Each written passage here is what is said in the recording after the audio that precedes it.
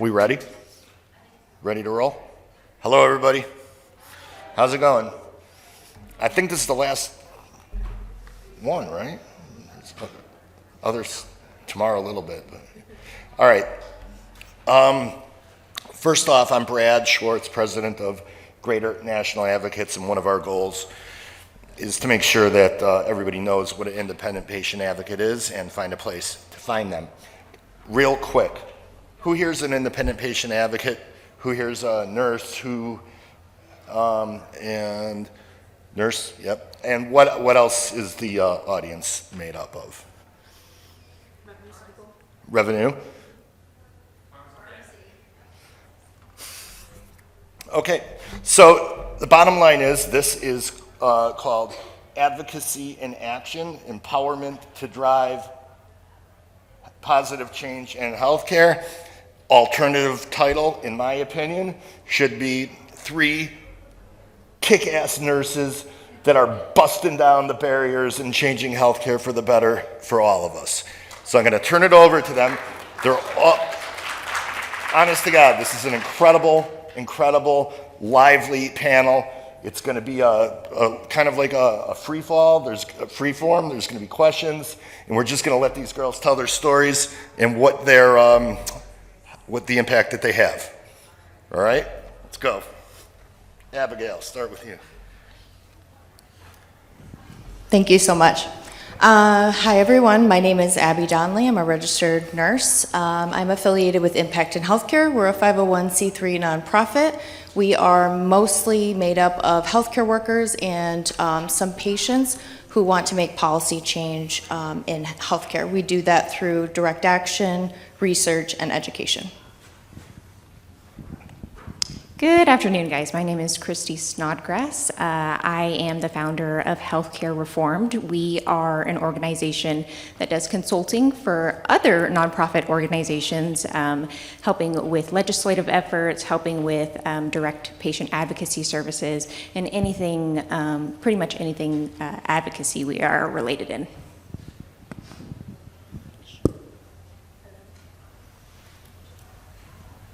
Hi everyone, my name is Sarah Warren. I'm a registered nurse and I am the co-founder and executive director of Don't Clock Out. We are a national peer support network for healthcare workers. So we offer mental health resources to healthcare workers, and our 3 pillars are storytelling, community, and peer support. We support healthcare workers across the country, and we're completely removed from the system. So we act a little bit like a safety net for healthcare workers to support them through what they go through. And we collaborate with aligned organizations like Impact in Healthcare, like Healthcare Reformed, to support healthcare workers through healthcare worker-led initiatives. So you guys aren't sisters or anything. How do you know each other? The internet. All right, tell us about that. What do you do on the internet? Oh, we yell a lot. No, we use social media to use the power of storytelling to change the narrative of what healthcare actually is, what it's like to work in healthcare, what it's like to navigate healthcare, what it is that our patients go through, what it is that we go through as healthcare workers while working in deeply human settings. And we challenge the narrative that our healthcare systems provide for us that suit their bottom line. So a lot of what we do is reveal the underlying harm associated with how care is provided today. That means talking about universal health care. That means talking about how insurance companies, pharmaceutical companies, and other vested interests deny patients access to the care that they deserve. And in particular, when it comes to my advocacy, it's that moral toll on healthcare workers. It's moral distress, it's burnout from feeling the weight and pressure of this system, knowing that it's not working and feeling like you're contributing to a cycle of harm. That's kind of what we get to mitigate through social media, through honest truth, through vulnerability, and through not letting bullshit impact our narrative. How's it working out? Pretty good, I think. Christy, go ahead. Tell us what you do on the internet. I also yell on the internet a whole lot. So when I got into this, I was a nurse working in the hospital. I had moved from bedside doing oncology work over to case management. As you all know, oncology is a highly expensive area of healthcare. So seeing how much debt my patients were going into, I wanted to learn why they were going into debt, because me as a nurse, it certainly was not going to me. It certainly was not paying my salary, because I could barely get a raise. So going into that and learning about revenue cycle, I realized that healthcare workers in general had not enough knowledge about how money moves through healthcare. And they needed to know about it, and patients needed to know that even though the healthcare system has a crazy billing system, that they do have rights within that system. So the problem then began, well, how do I get that information out here? And places like this, conferences, they're wonderful, but there's not a ton of patients in this room, right? There's not a ton of nurses in this room. Like, this is not where patients and nurses and healthcare workers live. So even though these things are amazing, we need to go to where they're at. And so I took to going online on TikTok and creating content that was a little unusual for those types of platforms, but it got to the people who needed it. I want to ask you, as a bedside nurse, did you have any idea what the financial implications were to being in a hospital, or how did you discover that? Absolutely not. So in my nursing training, I got almost zero revenue cycle training. And when I would ask, because patients would obviously ask me like, okay, how much is this going to cost? How is this going to affect our insurance? When I would ask whether that would be the billing department or my manager, everybody would say, I don't know. And that's not necessarily a lie, right? Because it has to go through so many different hands before we get the final answer as to, how much is this actually going to cost the patient. But as the person delivering the care, as the person looking at the patient holistically and trying to decide, what direction we're going to go to with the care plan, I should know. And obviously the patient should know as well, but that's not something that we're taught, unfortunately. Abby, what do you do on the internet? I yell into the void. The same thing. I very similarly, I started, as a nurse, thinking I was going to get into healthcare to help people naively, right? And very quickly learned that I was definitely contributing to a cycle of harm, as Sarah said. I was working in the ICU. I was having far too many patients. I did not have time to even take a bathroom break. Meanwhile, my patient is being billed in a way that might bankrupt them, probably will bankrupt them, and I don't even have time to brush their hair. And if you've ever seen an intubated patient, and what happens to their hair if it's not brushed, just small things like that really started to degrade my integrity as a person, frankly. And so I started just sort of sharing how I felt about that. And I aligned with like-minded individuals and other organizations.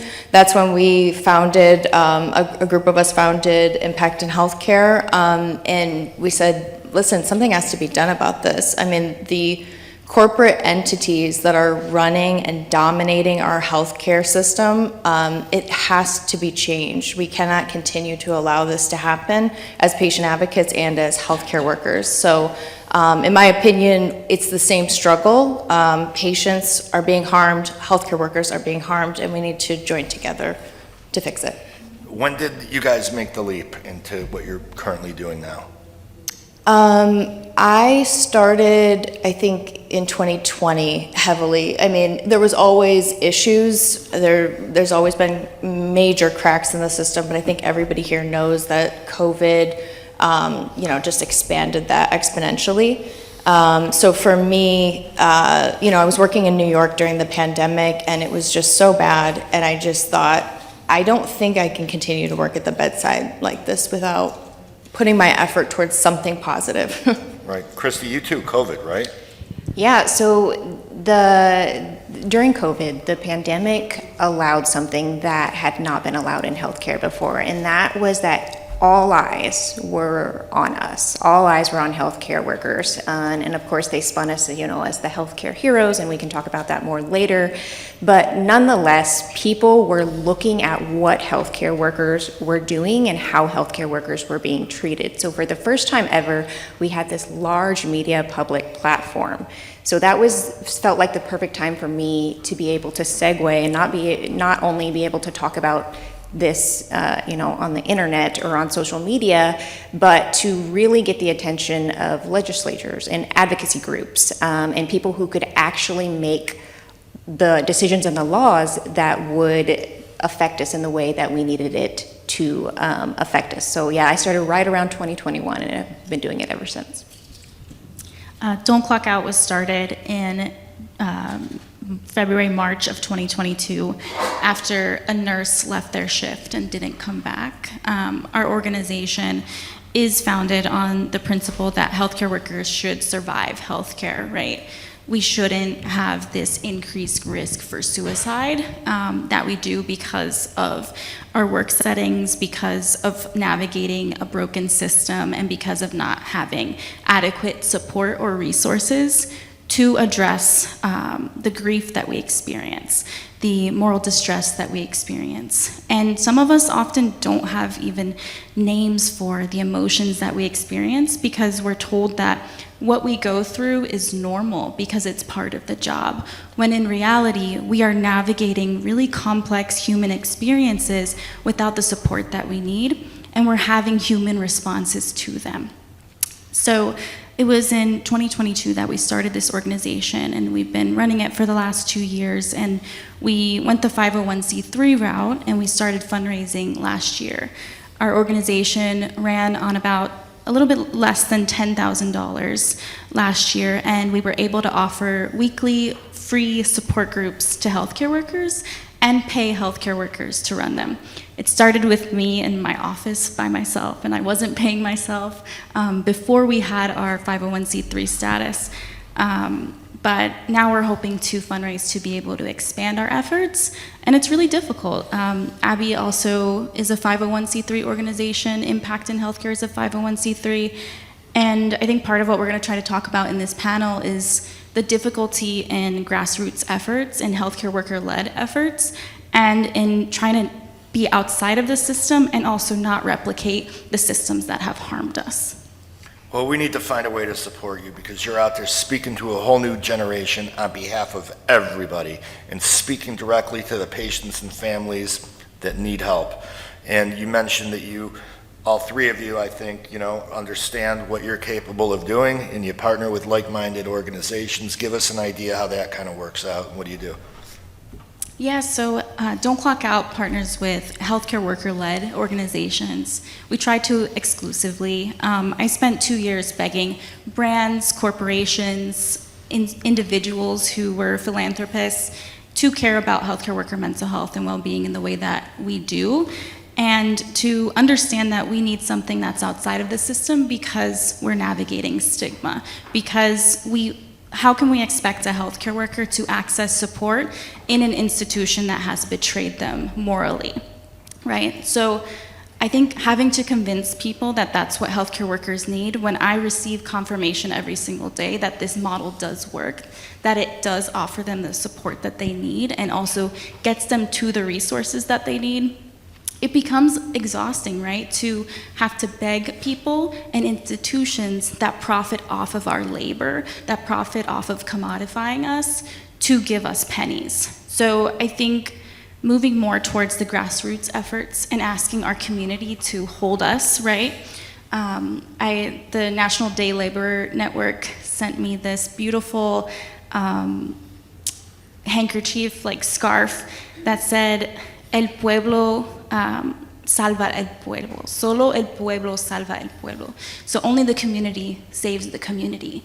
And I think that's kind of what we've been able to build, is this community that understands that we have to hold space for each other, that we can't leave room for any amount of harm that we've experienced, and that we know that allowing that harm to enter or allowing ourselves to be aligned with institutions that have harmed the people that we're trying to care for is a betrayal in and of itself. So I think helping support our efforts, amplifying our efforts, sharing about Don't Clock Out as an organization, sharing about Impact as an organization, and being aware of organizations started and led by healthcare workers, and helping us spread the word. So, you guys, like I said, the voices, you're championing it out there, and there are other organizations doing a lot of boots on the ground work. I mean, I guess that could be considered promising for people that are considering leaving the clinical field if they do get burned out or numb and they don't want to commit harm on the job. That's how a lot of people enter into independent patient advocacy. Christy, I know you're well familiar with the actual professional end of independent patient advocates. They're leaving nursing and they need to go somewhere. And now they're leaving pharma because drug prices are going down. So they got to trim somewhere, and there's a spot for these people because they have skills and they have things that they can offer to patients and families. So I'd love you to speak to that if you could. Yeah, so when I started Healthcare Reformed, what I realized moving into the advocacy space was that I had very unique skills that could be an asset to organizations that were already there. So the number one thing that other healthcare workers ask me is like, okay, how do you get into this? How do you get into advocacy? What classes do you take? Where do you go? And I'm like, there's no one set path. Like my job is made up. This is not, I made up this job. This is not something that I applied for. I literally went around to organizations on Google, like, okay, patient advocacy organizations near me, and then like asked to meet with them and said like, hey, I'm a nurse, here's what I've experienced, here's the skill set that I have, can I write your newsletter? Can I create some social media slides for you? Can I, like, how can I help what you are already doing? Because I don't want to go back and reinvent the wheel. And that's really what my role has been in this space. I'm not trying to go start this new big organization. I am trying to act as a connector using the skills that I already have so that I can get more of us, more healthcare workers in the room. Because if you haven't noticed, when you get to the top of who's making the decisions for healthcare workers and for patients too, there are not very many healthcare workers or patients in those rooms, and that's a problem. So whenever I meet somebody like Sarah with an organization or Abby, all my job is in their organization is to talk about them when I get into rooms with important people. If I'm lucky enough to meet with the FTC, or if I'm lucky enough to get this media spot with this news station or whatever, I just want to be talking about what already exists and making sure that people know that these organizations are doing good things and act as a community. This is how community efforts work. You don't have to go get a degree. You don't have to be doing these big seminars or whatever. You just have to use the skill set that you already have in order to connect the communities that mean the most to you. That's interesting because, you know, this is, I think, the 4th year of the Healthcare Advocates Summit. And when it started, it was run by NMAPA, and it was made up of healthcare advocates that were working within pharmaceutical company, medication access, pretty much for the most part. They had no idea that there was another side of independent patient advocates that used to be clinicians that have made the decision to go leave clinical practice for one reason or another to go work directly for patients. It's evolved just like everything is evolving, and now here we all are together exchanging ideas, supporting each other. If you think about it, when somebody who is in medication access reaches that level where there's nothing else that they could do, show me somebody that's got a medication access problem that doesn't also have some sort of a navigation problem to go along with it. GNA makes ourselves available as a resource for people when they get to that point where they need somebody else. So I guess the moral of that story is, I don't know why you guys all chose to come to this particular session, but if you are frustrated, if you are looking to get out, If you're looking for a career change to actually use what your passion is to help the people and the loved ones who need it, where there's a will, there's a way, and it's getting easier and easier every day. Abby, what do you focus on particularly? What's your main mission of your what you do? So our main mission, frankly, is to completely, I don't even want to say reform, I mean abolish our current healthcare system as is. I mean, burn it down is basically what that's how we talk about it. And to build something that actually works for people and for the people that work within the healthcare system.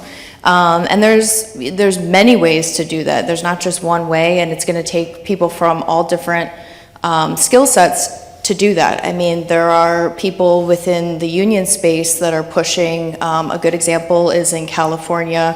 The unions there were able to push legislation for nurse-to-patient ratios that directly impacts patient mortality.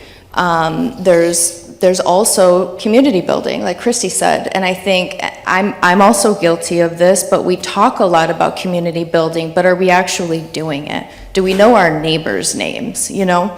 I think that's something that we really need to get better at, and we need to start building towards imagining what a different system could look like, and then holding ourselves, frankly, accountable for executing that. When I say, you know, you need to run for local office, you need to get involved in political advocacy, I don't mean the amorphous you in this room. I mean you. I mean you need to get involved. Because if the people in this room will not call their representatives and pressure them, if your representative doesn't know your name, you're not annoying enough. You know, if we're not willing to do that, is the average person. Let's see right now, before we go any further, are there any questions, any items of discussion that you guys would like to talk about? Don't all raise your hand at once, please, because... All right, tell me, have you guys noticed any impact whatsoever in terms of what you're doing? Give me a couple of success stories, if you could. Impact, we went to DC. We had these lovely ladies joined. We had 30 healthcare workers that went for safe staffing and workplace balance initiatives. And we got several signatures on the legislation we were advocating for. We talked to over 100 lawmakers, and I mean, it was actually... What were some of the specifics? What types of, staffing and... Yeah. So nurse-to-patient ratios is huge. I mean, if your nurse, for every additional patient that your nurse has, your mortality goes up by 6%. So that's really, really scary when you're talking about in New York City, we have med-surg nurses who have 8 and 9 patients. That's way too much. There is no way they're going to be able to care for those patients appropriately. And the flip side of that is workplace violence. Why do we have guns and knives and machetes, quite literally, being able to be in patient care areas, getting into the patient care areas when we could just do a metal detector? But the American Hospital Association lobbies against that because it doesn't look aesthetically pleasing. They would rather a nurse get stabbed, frankly, which is things that I've worked with. So, you know, we really advocate for safety. We also advocate for universal health care for patients. Christy, somebody clap. All right. Tell us about a win.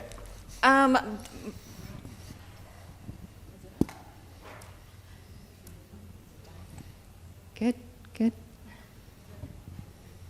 Is this good? Yeah, here. Okay, there we go.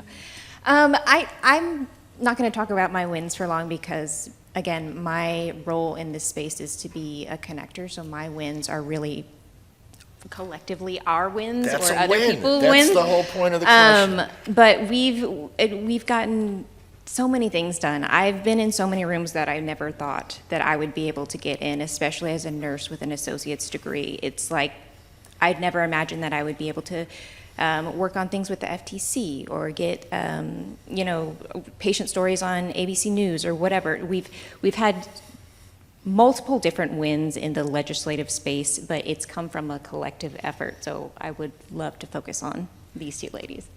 And shout out to associate's degree nursing programs. Yeah. And licensed practical nurses. Yeah. But I think Don't Clock Out's wins is just the community that we're building, right? Being able to be in a support group and listen to a healthcare worker tell their story and come week to week to talk about how they're feeling and feeling like this is a safe space to talk about the things that they don't get to talk about.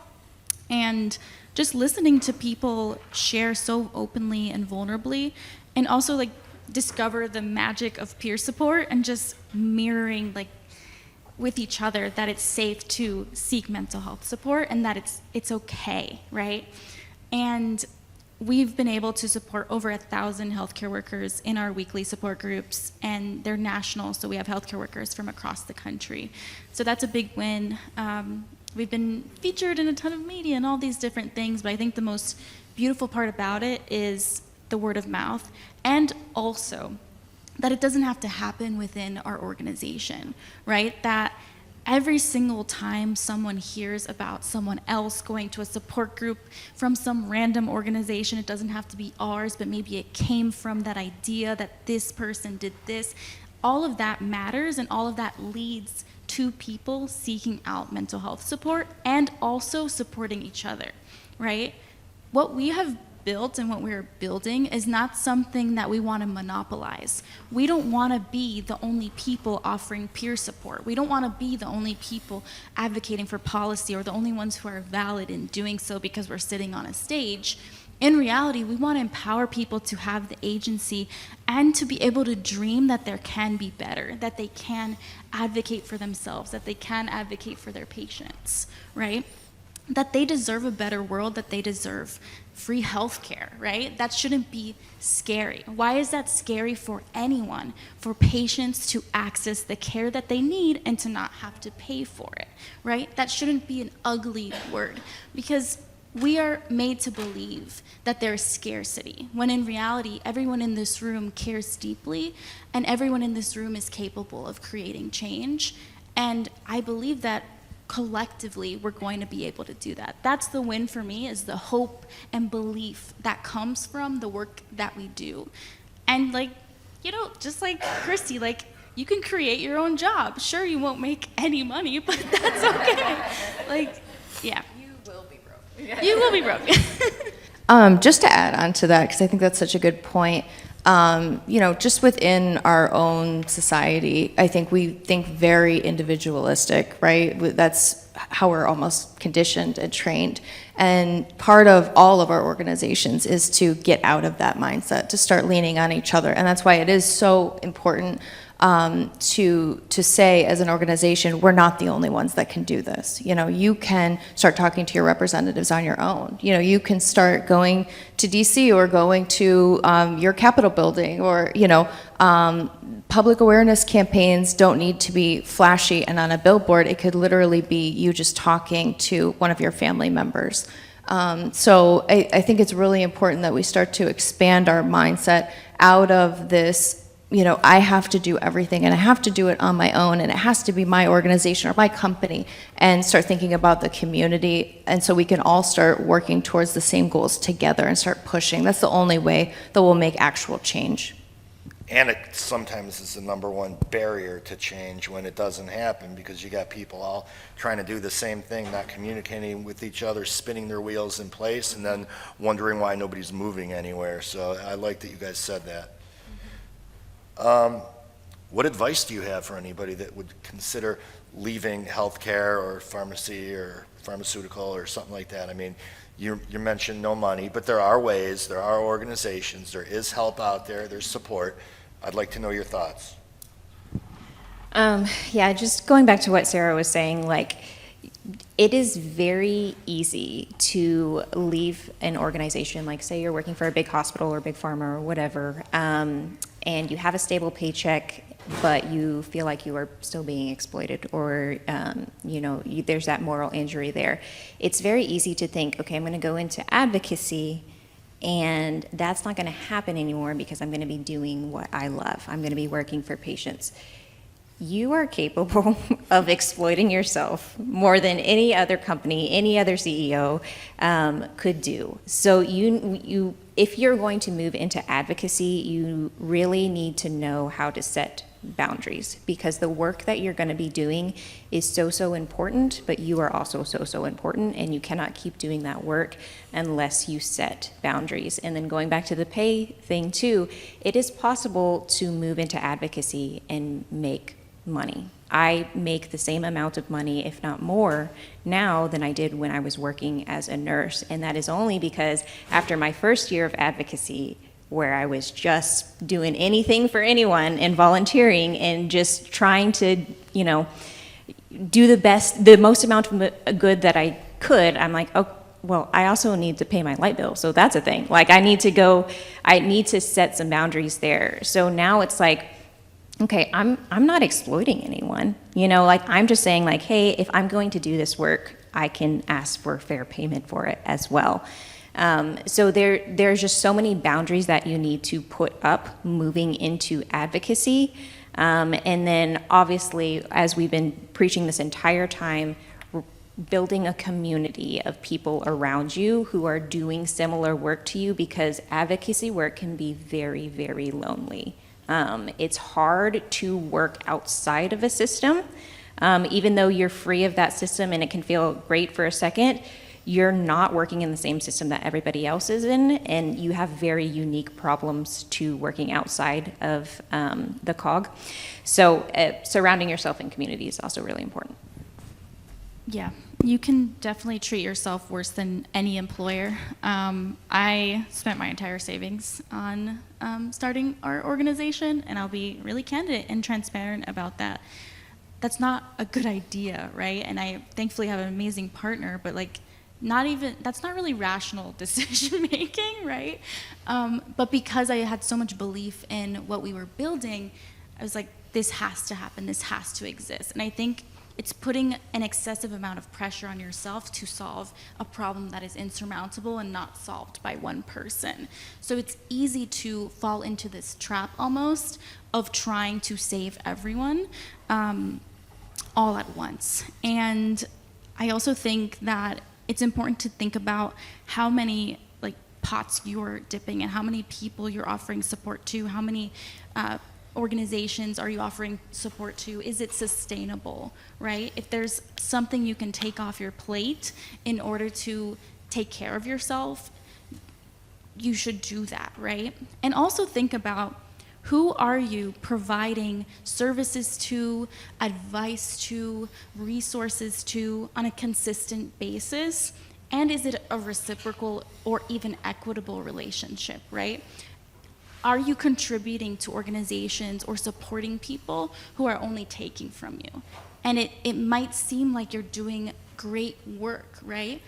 But we can exploit each other in this space because of fear, because of feeling like desperate almost to solve this crisis, because you have a front window to the impacts on your patients and on your colleagues and the people around you. So there's like a word of caution, like Christy said, to have boundaries around advocacy work, because you will burn yourself out, and you may also exploit other people in the process.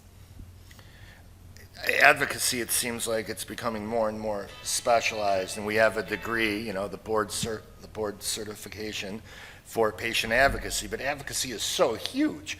I mean, what if you went to a medical doctor who was board certified in medicine? It's not much of a specialty. So, but I think what it comes down to is you guys are pretty much adamant that people need to stay within their own lane, concentrate on what they're good at, so that everybody can tap into each other's resources, and nobody can do anything. That's why they don't have board certified doctors, right? So, any questions? Come on. All right, good. Go ahead. I was just curious. I have a couple very young relatives that just entered nursing school. Do you all ever do any outreach to nursing school to let them know the real realities of graduating and hitting a hospital, that there's lots more opportunities? Do you ever speak to nursing students at all? Yes, so our weekly support groups are actually open to nurses, nursing students, and CNAs. So, and our healthcare support group, which is interdisciplinary, is also open to all students in healthcare fields. Because when I graduated nursing school, I actually went to therapy for the first time after experiencing a traumatic event. And it helped me cope through the rest of my career, which ended up being like 2 years in, being a charge nurse during the middle of a pandemic, right? That helped me survive those years, those initial years of my role.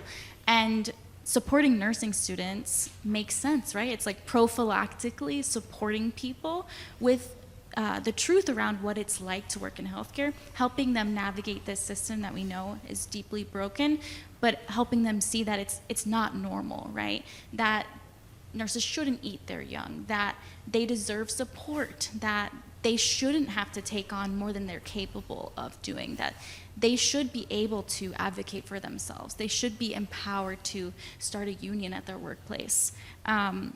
I think it's really important. I think Impact also encourages students to get involved as well. Yeah, we do. We run workshops, different workshops. So our organization is open to anybody. We are interdisciplinary, patients and healthcare workers alike. We do have members that are nursing students, and we run workshops on several different topics. And one of them is labor rights. So we talk to them about if they want to unionize. We also just let them know, like, hey, what does the labor law say about overtime exemption? And stuff that seems kind of boring when you say it, but when it's happening to you, it's really important, actually. And sort of training that next generation to not just take it and not be beaten down. Stand up for yourself, know the law, know your rights, know the policy of your organization that you're working at, and make sure that if you're being exploited, you know how to navigate that, and you also have support from people like Sarah, people like Christy, people like at Impact in Healthcare. Are there websites? Did I miss how to connect with those? Yeah, so impactinhealthcare.org is our impactinhealthcare.org. If you want to stick around too, I'll give you my card after, and we have our workshops on our website and also on our social media. And we reach a lot of people, especially newer nurses, younger nurses, through social media. Because our work is outside of traditional care settings and traditional institutions, we have to try to find people through word of mouth and also through social media. So we share all the things that we shared here, right? In long form content, short form content, to be able to help people truly see what healthcare is like and also take back our narratives.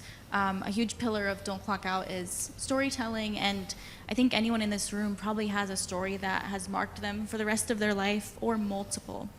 I remember taking care of a patient who was undocumented and younger than me at this time, and they had a child, and it was their first time visiting an emergency room and ending up inpatient in a hospital.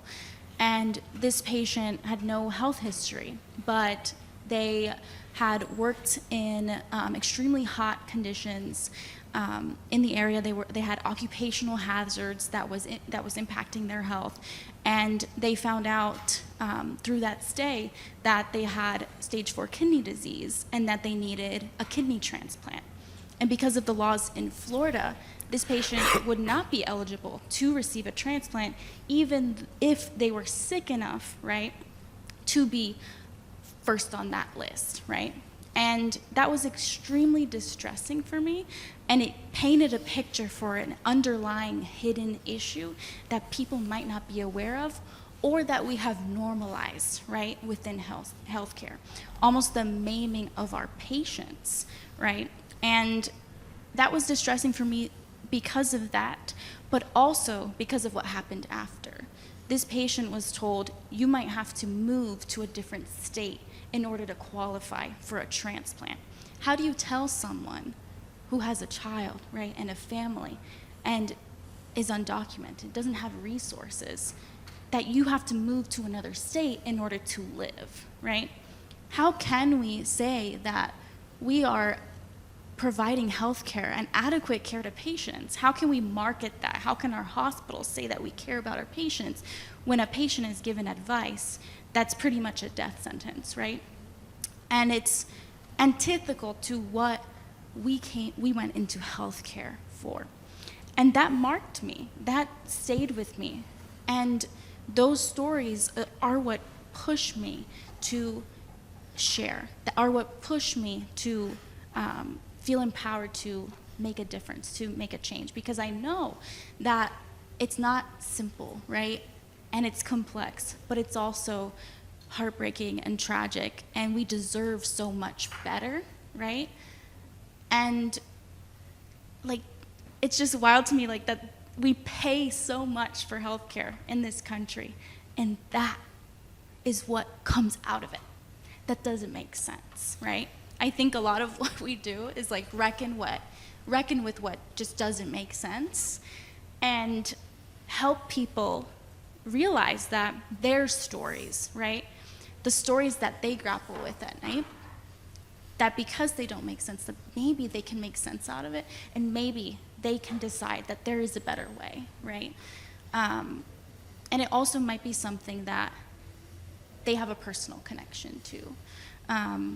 And we shouldn't be afraid to share our stories. We shouldn't be afraid to point out when something is deeply wrong. Because when we don't do that, when we ignore the issue, which is a lot of what happens in healthcare, is tiptoeing around reality, that's how things stay the same, right? I think we deserve to be brutally honest about what's going on in order to hopefully influence a brighter future. Thanks.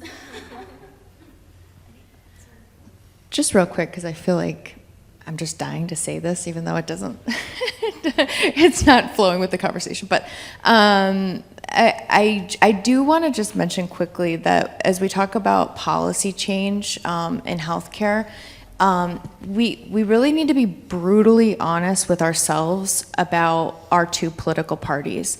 And it doesn't matter which side of the aisle that you're on, both of these parties are accepting money from lobbyists that are absolutely lobbying against the best interests of patients and healthcare workers. And we need to start holding them accountable. And we need to be brave enough to say, even if you're in my own party, I'm not going to vote for you if you continue to take money from Anthem. I'm not going to continue to take money from you if you are having lunch with the American Hospital Association, frankly. I was kind of nervous saying that, thank you. Because this is a bipartisan issue, and we need to put our patients and ourselves as healthcare workers front and center. Everyone in this room should be in decision-making rooms and in positions, not the people who are currently making these decisions. And we really need to be proactive, not passive, about taking it back, taking the power back, and making this patient-centered again.